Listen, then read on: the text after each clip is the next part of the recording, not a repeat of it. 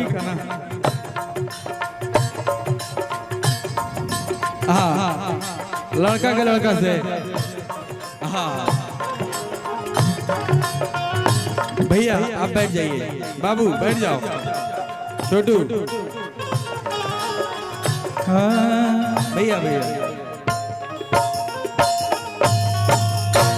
कि डोली हमार जहिया घर से चलल, एक जनी के बियाह भइल सुहाग रात के बात बा। देखा एक करिया ड्रेस में पहला बार लड़की सुहाग रात में बैठी है पलंग पर। आजकल फैशन का जमाना कुछ और हो गया, कोनो ड्रेस रही पता ना चली कल के डेट में ड्रेसो रही कि ना रही।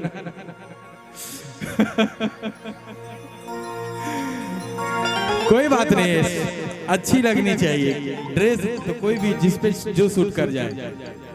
लड़कियां कहती अपना पति से कि राजा जी हमरा साथी तहरा जे करे के बा कर ला, बाकी हम प्यार तो ओकरे से करी ला। ममहर में जे लड़का एगो रहे ओकरे से प्यार करी ला। कैसे कहती है कि डोली हमार जहिया घर से चलल, हमें हदी के रंग हमार उतरे लगल, कि दिल चाहत नहीं रहल तोहरा घर में, हमरा अपना सैया प्यार कैले बानी महर में, हमरा अपना राजा प्यार कैले बानी महर में।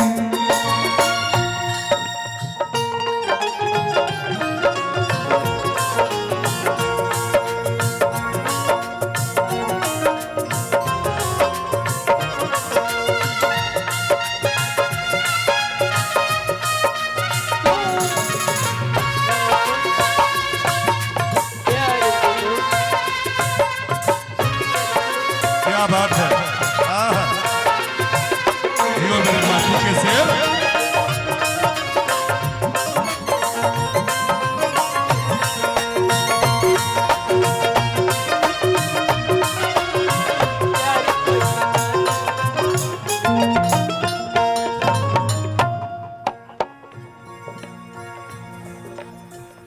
उनका के देखत रही ध्यान से,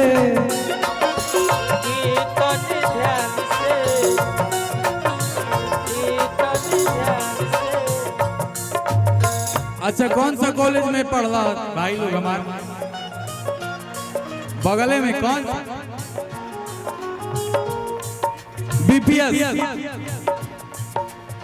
एक संग पढ़ने जाते बीपीएस कॉलेज में,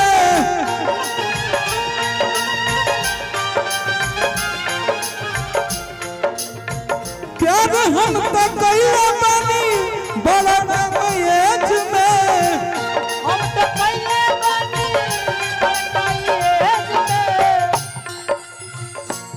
हम तो चाहत रही उनका के मान से, हमरा अपना सैया प्यार कैले बानी महर में,